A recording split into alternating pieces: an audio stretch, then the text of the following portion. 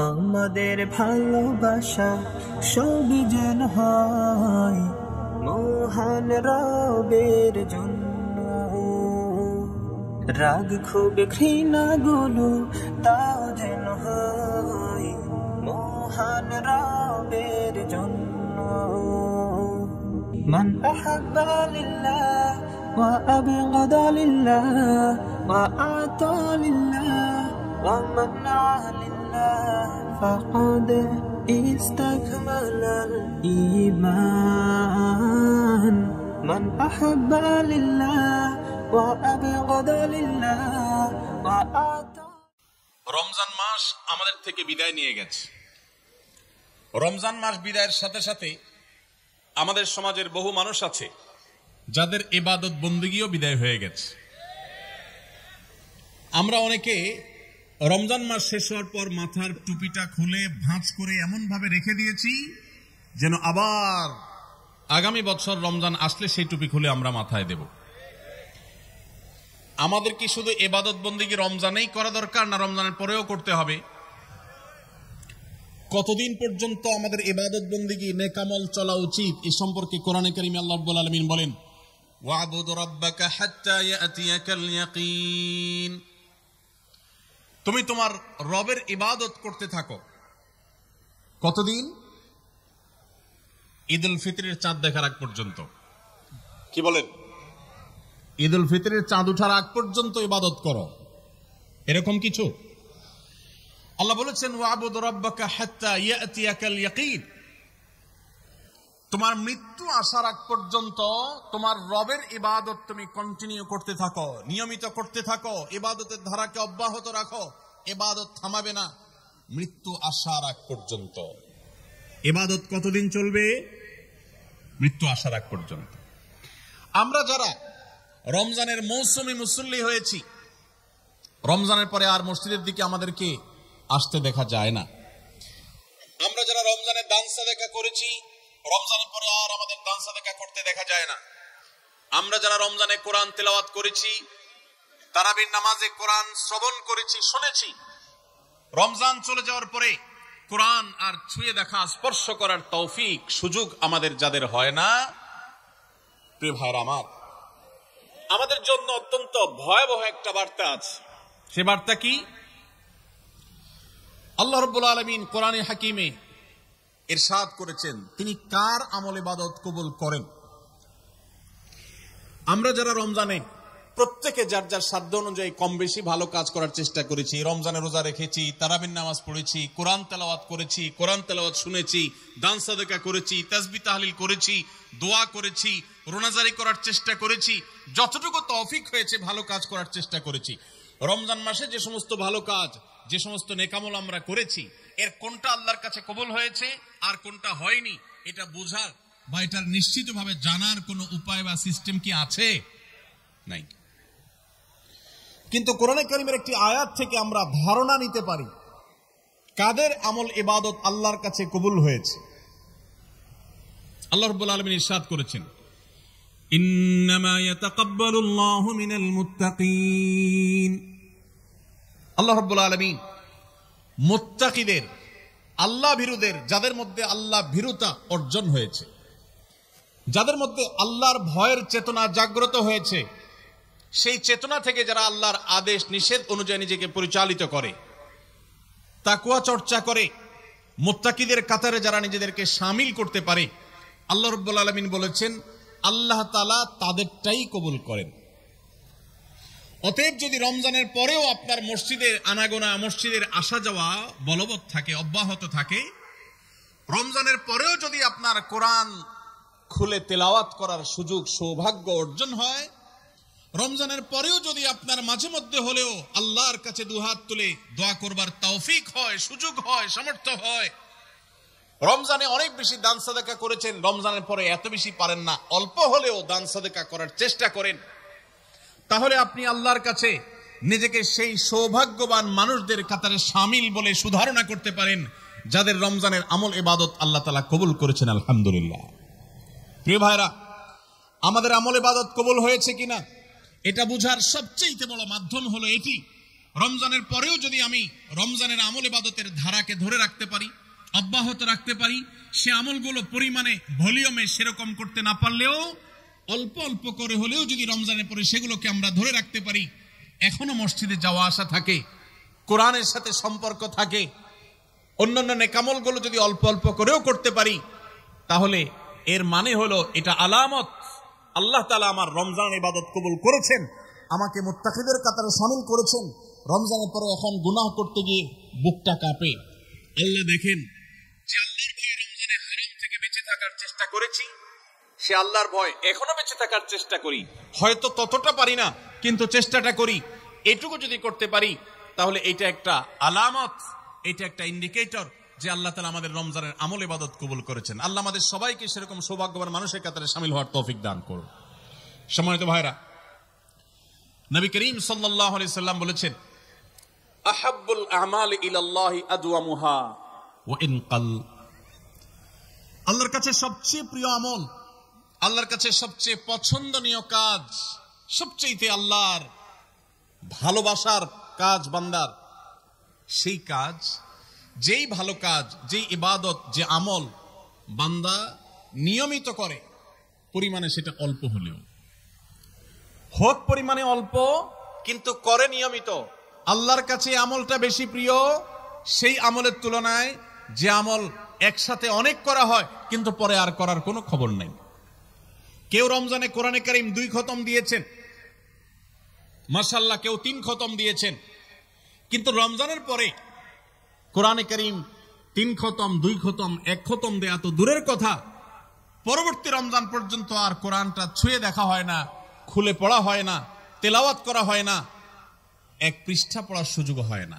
তাহলে এই 3 খতম 2 খতমের চাইতে রমজানে কেউ যদি 1 খতম কোরআন দেন অথবা তার চাইতে কমও কোরআন তেলাওয়াত করেন, কিন্তু রমজানের পরে সেই কোরআন দিনে হয়তো 2-5 পারা পড়তে পারেন না, কিন্তু 1 পৃষ্ঠা হইলেও পড়েন, 2 পৃষ্ঠা হইলেও পড়েন, তার দৈনন্দিন রুটিনের মধ্যে কোরআন তেলাওয়াত থাকেই থাকে। আল্লাহর কাছে ওই 3 খতম দেওয়া কোরআন তেলাওয়াতকারীর চাইতে মাত্র 10 পারা কোরআন তেলাওয়াত করেছেন যিনি রমজানে, কিন্তু রমজানের পরেও সেটাকে ধরে রেখেছেন, পরিমাণে অল্প হলেও আল্লাহর কাছে এই দ্বিতীয় ব্যক্তি অনেক বেশি শ্রেয় এবং প্রিয়। প্রিয় ভাইরা আমার, রমজানে আপনি অনেক দান দক্ষিণা করলেন, রমজানের পরে আর খবর নাই, আল্লাহর কাছে এটার চাইতে বেশি প্রিয় রমজানে তৌফিক অনুযায়ী দান সাদেকা করেছেন, রমজানের পরেও আপনি দান সাদেকা অল্প অল্প হলেও ধরে রাখার চেষ্টা করেছেন। আল্লাহ আমাদের সবাইকে রমজানে যে সমস্ত নেকামলগুলো আমরা করতে পেরেছি, রমজান শেষ হওয়ার সাথে সাথে সেগুলো বন্ধ না করে বরং সেই আমলের ধারাবাহিকতাকে আল্লাহ আমাদেরকে ধরে রাখার তৌফিক দান করুন। ভাইরা আমার, আমরা কি রমজান মাসকে পুজো করেছি নাকি আল্লাহর ইবাদত করেছি? ইবাদত কি আল্লাহকে করেছেন না রমজান মাসকে করেছেন? আল্লাহকে করেছেন। যদি রমজান মাসকে কেউ ইবাদত করে, রমজান মাসকে যদি কেউ পুজো করে, তাহলে তার এখন আর ইবাদত করার দরকার নাই, কারণ রমজান শেষ হয়ে গেছে। আর যদি কেউ ইবাদত করে আল্লাহকে, তাহলে যে আল্লাহ রমজানে ইবাদতের নির্দেশ দিয়েছেন, সে আল্লাহর নির্দেশ রমজানের পরেও ইবাদতের জন্য আছে না নাই? আল্লাহ বলেছেন, ওয়াবুদ রাব্বাকা হাত্তা ইয়াতিয়াকাল ইয়াকিন। তোমার রবের ইবাদত শুধু রমজানে নয়, রমজান ইবাদতের মৌসুম হিসাবে ইবাদত বেশি হতে পারে, কিন্তু রমজানের ইবাদতের ধারা মৃত্যু আসার আগ পর্যন্ত তোমাকে ধরে রাখতে হবে, তবেই আল্লাহর কাছে সাকসেস হওয়া যাবে, তবেই আল্লাহর কাছে সফল হওয়া যাবে, সার্থক হওয়া যাবে। আমাদের এই জীবন সাধনা, আমাদের তাকওয়ার সাধনা, আমাদের সিয়াম সাধনা, আমাদের রমজানের ইবাদত বন্দেগী আল্লাহর কাছে কবুল হবে। আল্লাহ আমাদের সবাইকে রমজানের আমলগুলোকে রমজানের পরেও পরিমাণে অল্প অল্প হলেও ধরে রাখার তৌফিক দান করুন। সবাই চেষ্টা করবো তো ইনশাআল্লাহ।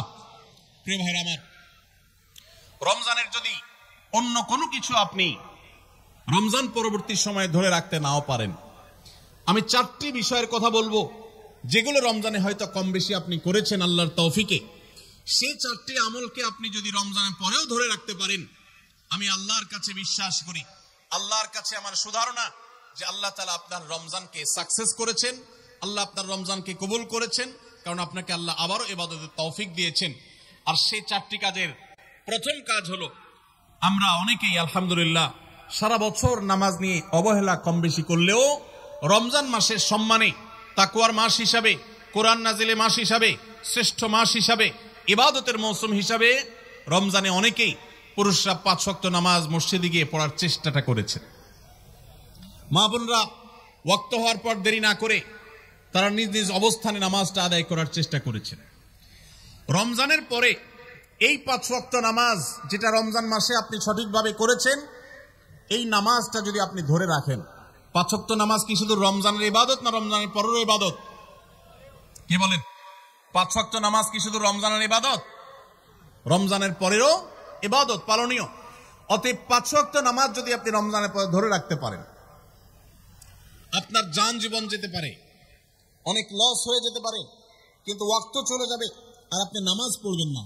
ইমানদারের দ্বারা এটা কল্পনা করা যায় না, কোন মুসলমানের জন্য এটা কল্পনা করা যায় না যে তিনি নামাজের ওয়াক্ত চলে যাবেন আর অবলীলায় তিনি অন্য কোনো কাজে ব্যস্ত থাকবেন। অসম্ভব। এর সাথে ইমানের সাংঘর্ষিকতা এই লেভেলের যে ওমর ইবনুল খাত্তাব রাদিয়াল্লাহু তাআলা বলেছেন, লা হাজ্জা ফিল ইসলাম লিমান তারাকাস সালাহ। যে ব্যক্তি ইচ্ছাকৃতভাবে নামাজ ছেড়ে দেয়, নামাজ ত্যাগ করে, অন্য কাজে মগ্ন থাকে, ওয়াক্ত চলে যায়, ইসলামে তার কোনো হিস্সা নাই, কোনো অংশ নাই, কোনো ভাগ নাই। সে নিজেকে মুসলিম দাবি করবার কোনো নৈতিক অধিকার নাই যে নামাজ ইচ্ছাকৃত পড়ে না, ত্যাগ করে। রমজান মাসের 5 ওয়াক্ত নামাজটা যদি আপনি সারা বছর ধরতে পারেন, এটাকে যদি আঁকড়ে ধরতে পারেন এবং ধরে রাখতে পারেন, তাহলে আপনি একটি আমলে সাকসেস। নাম্বার 2, রমজান মাসে আমরা অনেকেই আল্লাহর দেয়া তৌফিকে গুনাহ এবং পাপাচারের কাছ থেকে বেঁচে থাকার চেষ্টা করেছি। চোখের জিনা, কানের গুনাহ, হাত দ্বারা কৃত অপরাধ, নানাবিধ অপরাধ থেকে আমরা বেঁচে থাকার চেষ্টা করেছি। আল্লাহ তৌফিক দিয়েছেন। কেন? কারণ রমজান মাস তাকওয়ার মাস, গুনাহ ছাড়ার মাস, সেজন্য আমরা গুনাহ ছাড়ার চেষ্টা করেছি। এই যে রমজান মাসে আমরা পাপাচারের কাজ বর্জন করে থাকার চেষ্টা করেছি, রমজানের পরেও যদি এই চেষ্টাটাকে অব্যাহত রাখতে পারি, এটাকে যদি আমরা ধরে রাখতে পারি, ইনশাআল্লাহ আমার রমজান সাধনা সার্থক হয়েছে, আমার রমজান ইবাদত কবুল হয়েছে আল্লাহর কাছে। এটা বুঝার সবচেয়ে বড় আলামত হলো রমজানের পরেও আপনি আমল ইবাদতের পাশাপাশি গুনাহগুলো থেকে বেঁচে থাকার চেষ্টা করছেন।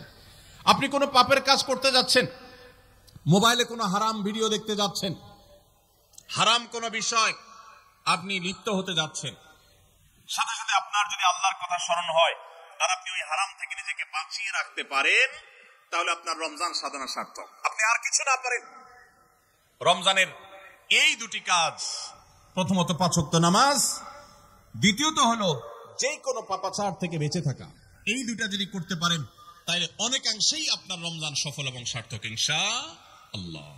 প্রিয় ভাইরা আমার, আল্লাহ যেখানে বলেই দিয়েছেন ইন্নামা ইয়াতাকাব্বালুল্লাহু মিনাল মুত্তাকিন, আল্লাহ শুধু মুত্তাকিদেরটাই কবুল করেন। মুত্তাকি না হয়ে আল্লাহর কাছে কিছু উপস্থাপন করলে, পেশ করলে, দান দক্ষিণা করলে, কুরবানি করলে, নেকামল করলে আল্লাহ সেটা কবুল করেন না, মুত্তাকিদেরটাই কবুল করেন। অতএব আপনি মুত্তাকি কিনা তার পরিচয় হবে, তার প্রমাণ হবে আপনি পাপাচার থেকে বাঁচার জন্য সংগ্রাম করছেন কিনা। আপনি যদি গুনাহ থেকে বাঁচার জন্য সংগ্রাম করেন, চেষ্টা করেন, সাধনা করেন, পরিশ্রম করেন, নিয়ত করেন, ইচ্ছা করেন এবং এর জন্য আপনি পদক্ষেপ গ্রহণ করেন, তাহলে তার মানে হলো আপনি মুত্তাকি। যত বেশি গুনাহ থেকে বাঁচার চেষ্টা করতে পেরেছেন তত বড় মাপের মুত্তাকি, আর যত বড় মাপের মুত্তাকি রমজানের ইবাদত তত বেশি আল্লাহর কাছে কবুল হয়েছে, সেই ধারণা আল্লাহর কাছে আমরা পোষণ করতে পারি ইনশাআল্লাহ। প্রিয় ভাইরা আমার, একজন সাহাবী নবী করিম সাল্লাল্লাহু আলাইহি সাল্লামকে জিজ্ঞাসা করেছেন, হে আল্লাহর রাসূল, কিভাবে আমি সবচেয়ে বড় ইবাদত গুজার হব, সবচেয়ে বড় আমলকারী কিভাবে হতে পারি? আমাদের কাছে বহু মানুষ কাগজ লিখে পাঠান, চিরকুট লিখে দেন যে হুজুর কোন আমলটা করলে বেশি সওয়াব হবে, আল্লাহ বেশি সন্তুষ্ট হবেন, আল্লাহর ইবাদত বেশি হবে কোন আমলটা করলে। হে ভাইরা আমার, নবী করিম সাল্লাল্লাহু আলাইহি সাল্লাম বলেছেন, ইত্তাকিল মাহারিমা তাকুন আবাদান নাস, তুমি হারাম কাজ থেকে বেঁচে থাকো, অবৈধ কাজ থেকে নিজেকে বিরত রাখো, গুনাহের ধারে কাছেও যেও না, পাপাচারের পথ মারিও না, তুমি সবচেয়ে বড় ইবাদত গুজার হবে, সবচেয়ে বড় নেকামল হতে পারবে। অনেক বেশি নফল রোজা রাখে, অনেক বেশি দোয়া দুরুদ পড়ে, অনেক বেশি কোরআন তেলাওয়াত করে, অনেক বেশি নফল দান সাদাকা করে, অনেক বেশি নফল কাজ করে, এই লোক আল্লাহর খাতা বড় ইবাদত গুজার নয়। আমাদের স্মৃতিতে ইবাদত গুজার বলতে ভেসে ওঠে সারাক্ষণ নামাজের রত থাকা মানুষের কথা, আমাদের স্মৃতিতে ভেসে ওঠে ইবাদত গুজার মানে হলো ঘন ঘন নফল রোজা রাখা ব্যক্তির ছবি, আমাদের স্মৃতিতে ইবাদত গুজার বলতে ভেসে ওঠে যে ব্যক্তি অনেক বেশি নফল আমল জিকির আজকার ইত্যাদিতে মাশগুল থাকে। অথচ নবীজি বলছেন ইত্তাকিল মাহারিমা তাকুন আবাদান নাস, তুমি হারাম কাজ থেকে বেঁচে থাকো, সবচেয়ে বড় ইবাদত গুজার হতে পারবে, সবচেয়ে বড় নেক আমল হতে পারবে যদি তুমি হারাম কাজ থেকে বেঁচে থাকতে পারো। ভাইরা আমার, আপনি যদি আপনার দুই ঠোঁট দিয়ে কোনো কটু কথা, অশ্লীল কথা, গালিগালাজ এটা আপনার মুখ দিয়ে যদি বের না হয়, রমজানের আগে হতো, রমজান মাসে আপনি তওবা করেছেন, রমজানের পরেও এই সংগ্রামে আপনি জিতে আছেন, টিকে আছেন, আপনার মুখ দিয়ে কোনো অন্যায় হয় না, তার মানে হলো আপনি মুত্তাকিদের কাতারে শামিল হতে পেরেছেন, আপনি গুনাহ থেকে বাঁচতে পেরেছেন। আপনার আমল দেখা যায় না, কিন্তু এই যে গুনাহ থেকে বাঁচার সংগ্রামে আপনি জিতে গেছেন, আপনি নিজেকে বাঁচিয়ে রাখতে পেরেছেন, এটাই হলো আপনার সফলতা, এটাই হলো আপনার সার্থকতা। আজকাল নফল রোজা, নফল নামাজ, নফল দোয়া দুরূদ, নফল জিকির আজকার, নফল দান সাদকা করা মুসলমানের সংখ্যা কম নয় সমাজে। যেই মুসলমানের অভাব সেটা হলো গুনাহমুক্ত জীবন গঠন করা মুসলমানের অভাব, মুত্তাকি মানুষের অভাব, গুনাহমুক্ত মানুষের অভাব। গুনাহমুক্ত মানুষ পাওয়া যায় না। ভাইরা আমার, আমাদের চেষ্টা করতে হবে আমার হাত এবং মুখ দ্বারা কারোর অধিকার খর্ব হবে না, কারোর কষ্ট হবে না। মুসলমান তো বটে, অমুসলমানকেও কোনো কষ্ট আমি দেব না, কারোর অধিকার নষ্ট হবে না, সম্পদে কারোর হক আমি নষ্ট করব না। আমি ওয়াজ মাহফিল শুনলাম, দিন কি দিন শুনলাম, ঘন্টাকে ঘন্টা শুনলাম, শুনতে শুনতে আমি কেঁদে দিলাম। 2 পয়সার কোনো ভ্যালু নাই যদি আমি দোকানদারি করতে গিয়ে কাস্টমারের সাথে 2 নাম্বারি করি, কাস্টমার হয়ে দোকানদারের সাথে 2 নাম্বারি করি, জমির আইল ঠেলাঠেলি করি, আরেকজনের ফসল আমি নিজে তুলে নিয়ে আসি, অন্যায়ভাবে কারোর হক নষ্ট করি, কথা দিয়ে কাউকে কষ্ট দেই, আচরণ দিয়ে কাউকে কষ্ট দেই, কারোর কোনো অধিকার নষ্ট করি, কারোর গীবত শিকায়েত করি, কারোর পেছনে তার সমালোচনা করি, বিদ্রুপ করি, কাউকে আমরা ব্যঙ্গ নামে ডাকি, ফেসবুকে, সোশ্যাল মিডিয়াতে অথবা অফলাইনে, অনলাইনে, যেই কোনো সেক্টরে, যেই কোনো জায়গাতে, যেই কোনো প্ল্যাটফর্মে এ ধরনের গুনাহের কাজে যদি আপনি লিপ্ত থাকেন, তো আপনার এই শত শত মাহফিল, হাজারো মাহফিল শোনা, মাহফিলে আসা, এটার কোনো মানে হতে পারে না। আল্লাহ আমাদের সবাইকে রমজান মাসে গুনাহ থেকে বাঁচার যে চেষ্টাটুকু আমরা করতাম, রমজানের পরেও সেটাকে আমাদের ধরে রাখার তৌফিক দান করুন। রমজানের পরে গুনাহ থেকে বাঁচার চেষ্টা করব তো ইনশাআল্লাহ। অনেক ভাইরা আছেন অনেক হারাম কাজ করেন নাই, কেন? রমজান মাস, কিন্তু এখন আবার সেটা শুরু করে দিয়েছেন। এর মানে হলো আপনার রমজানের ইবাদত কবুল হওয়ার সম্ভাবনা ক্ষীণ। নিশ্চিত তো বলা যাবে না, তবে প্রবল সুধারণা করা যায়, সম্ভাবনা অনেক প্রবল যদি আপনার সেই রমজানের আমলগুলোকে আপনি এখন ধরে রাখতে পারেন। অন্য সব না পারেন, অন্তত আমি 4টা আমলের কথা বলেছি, 5 ওয়াক্ত নামাজ আর সকল প্রকার গুনাহ এটা থেকে বিরত থাকা। আর 3 নম্বর হলো কোরআনে কারীমের তিলাওয়াত। অনেকে আমরা আলহামদুলিল্লাহ কোরআন তেলাওয়াত করেছি রমজানে, কারণ রমজান মাস কোরআন নাজিলের মাস। আমাদের সালাফ পূর্বসূরীরা রমজান মাসে কোরআন হাত থেকে রাখতেন না। আমরা অনেকেই নিজে কোরআন খতম দিয়েছি, যারা খতম দিতে পারেন না একটু হলো তেলাওয়াত করেছেন, তারাবিতে হাফেজ সাহেবের কাছ থেকে তেলাওয়াত শুনেছেন, কোনো না কোনো ভাবে কোরআনের সান্নিধ্যে এসেছেন। দুর্ভাগ্যজনক বাস্তবতা, রমজান চলে যাওয়ার সাথে সাথে আমাদের কোরআনের সাথে সম্পর্ক শেষ হয়ে গেছে, ঠিক না? ঠিক। বহু মানুষ আছে কোরআন স্পর্শ করে না, দিনের ভিতরে 2-4 ঘন্টা, 5 ঘন্টা, 6 ঘন্টা সময় পর্যন্ত অনেকে সোশ্যাল মিডিয়াতে ডুবে থাকেন, মোবাইলে ডুবে থাকেন। সারাদিন কোরআনকে স্পর্শ করার জন্য 5টা মিনিট সময় বের হয় না, ঘন্টাকে ঘন্টা কোরআনের পরিবর্তে মোবাইল ফোনকে স্পর্শ করার সময় আমাদের হয়। মনে রাখবেন, আপনার রমজানের আমল ইবাদত সার্থক হবে, সফল হবে, কবুল হওয়ার সম্ভাবনা জোরালো হবে যদি রমজানে যে কোরআন আপনি প্রতিদিন 2-4 পারা তেলাওয়াত করেছেন, এখন 2-4 পারা না পারেন, 2-4 পৃষ্ঠা হলেও পড়েন, কিন্তু আপনার দিনের একটা সময় অবশ্যই বরাদ্দ থাকা উচিত কোরআনের জন্য। আজ মুসলিম জাতির যে দুরবস্থা আমরা দেখতে পাচ্ছি, পৃথিবীর পূর্ব থেকে পশ্চিম, উত্তর থেকে দক্ষিণ, চতুর্পাশে আমরা যে হাহাকার দেখতে পাচ্ছি, লাঞ্ছনা দেখতে পাচ্ছি, অপমান দেখতে পাচ্ছি, পরাজয়ের গ্লানি দেখতে পাচ্ছি, মুসলমানদের দুরবস্থার অন্যতম প্রধান কারণ হলো আজ মুসলমান কোরআন থেকে দূরে সরে গেছে। নবী করিম সাল্লাল্লাহু আলাইহি সাল্লাম বলেছেন, ইন্নাল্লাহা ইয়ারফাউ বিহাযাল কিতাবি আকওয়ামা ওয়া ইয়াদাউ বিহি আখারিন। আল্লাহ রাব্বুল আলামিন এই কোরআনের মাধ্যমে বহু জাতির মর্যাদাকে আকাশে তুলবেন। আবার এই কোরআনের প্রতি অবহেলার কারণে, অবজ্ঞার কারণে, কোরআনকে ছেড়ে দেওয়ার কারণে, কোরআন থেকে দূরে থাকার কারণে, কোরআনকে পরিহার করবার কারণে বহু জাতিকে আল্লাহ তাআলা অপমানিত করবেন, অপদস্থ করবেন, তাদেরকে আকাশ থেকে পাতালে নামিয়ে ছাড়বেন। সেই দুর্ভাগ্যজনক বাস্তবতা আজ আমরা প্রত্যক্ষ করছি। মুসলমানের ঘরে কোরআন পড়ার কোনো অভ্যাস নেই, কোরআনের চর্চা নেই, কোরআনের আলোচনা নেই, কোরআনের আলোকে জীবন গড়বার কোনো পরিকল্পনা আমাদের মধ্যে নেই। এই জন্য ভাইরা, রমজান মাসে যে কোরআনের সান্নিধ্যে আমরা ছিলাম, রমজানের পরে অল্প অল্প করে হোক প্রতিদিন আপনি কোরআন তেলাওয়ার চেষ্টা করেন। 1 পৃষ্ঠা 2 পৃষ্ঠা হলে তেলাওয়াত করার চেষ্টা করেন, অর্থ সহ বুঝে পড়ার চেষ্টা করেন। এটা যদি করতে পারেন আপনার রমজান সাধনা সার্থক ইনশাআল্লাহ। চেষ্টা করব তো কোরআন তেলাওয়াত করার। আল্লাহ রাব্বুল আলামিন বুক করেছে। কোরআনের সবচেয়ে বড় মিরাকল হলো কোরআনকে যে যত বেশি আঁকড়ে ধরতে পারবে দুনিয়াতে আল্লাহ তাআলা তাকে তত বেশি সম্মানিত করবেন। ইসলামের ইতিহাসের সোনালী যুগের যারা স্বর্ণ মানব ছিলেন, সেই খুলাফায়ে রাশেদা, তাদের পরবর্তী যুগের যে সোনালী ইতিহাস ছিল, যখন বিশ্ব মুসলমানের পদতলে ছিল, মুসলমান যখন বিশ্বের সুপার পাওয়ার ছিল, গোটা বিশ্বে মানবতা তার সর্বোচ্চ শিখরে যখন আসীন হতে পেরেছে, মানবতা সবচেয়ে বেশি যখন প্রতিষ্ঠিত হয়েছে, যখন মুসলিম নয় শুধু অমুসলিমরাও সবচেয়ে সুখে শান্তিতে পৃথিবীতে বসবাস করতে পেরেছে, কারণ অধিকার খর্ব করা হয় নাই, অধিকার আদায়ের মতো আজকের পৃথিবীতে যে নাটক চলমান আছে সেই নাটক তখন হয়নি। সেই সোনালী অতীত মুসলমানদের যে ছিল, তখনকার মুসলমানরা কোরআনকে তারা আঁকড়ে ধরেছিল, কোরআনকে তারা মাথায় রেখেছিল, কোরআনকে তারা জীবনে ধারণ করেছিল, কোরআনকে তারা সবসময় স্মরণ করেছে, বরণ করেছে, গ্রহণ করেছে, কোরআন দিয়ে নিজের জীবনকে সাজিয়েছে, তার সুফল তারা পেয়েছে। আজ কোরআন আমাদের কাছে অবহেলিত, কোরআন আমাদের কাছে আজ সবচেয়ে বেশি পরিত্যক্ত। যেই গ্রন্থ বছরে আমরা রমজান মাস ছাড়া অনেকে উল্টায় দেখি না, পাঠ করি না। মোবাইলে আমার বহু অ্যাপ আছে, সাথে কোরআনের অ্যাপও আছে।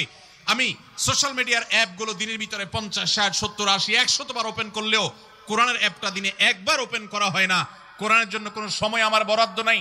আমাদের বাসা বাড়িতে অনেক কিছু চলে, কোরআন তেলাওয়াত চলে না। বহু কিছু নিয়ে আড্ডা হয়, কোরআন নিয়ে পাঠচক্র হয় না, গ্রুপ ডিসকাশন হয় না, আলোচনা পর্যালোচনা হয় না। এইরকম পরিবার আজ ঘরে ঘরে, প্রত্যেকটা জায়গায় জায়গায়। আর এই কারণে আজ আমাদের দুরবস্থা আমরা দেখতে পাচ্ছি পৃথিবীর চতুর্প্রান্তে রয়েছে। আল্লাহ তাআলা আমাদের সবাইকে কোরআনকে সারা জীবনের জন্য আমাদের সাথী করার তৌফিক দান করুন। কোরআন নিয়মিত পড়বেন তো ইনশাআল্লাহ, প্রতিদিন পড়বেন তো ইনশাআল্লাহ। আল্লাহ আমাদের সবাইকে প্রতিদিন কোরআন তেলাওয়াতের তৌফিক দান করুন, কোরআন বুঝে পড়ার তৌফিক দান করুন, কোরআনের আলো থেকে আলো গ্রহণ করবার তৌফিক দান করুন, সমাজ এবং রাষ্ট্রকে কোরআন দিয়ে সাজাবার তৌফিক দান করুন। বলুন আমিন।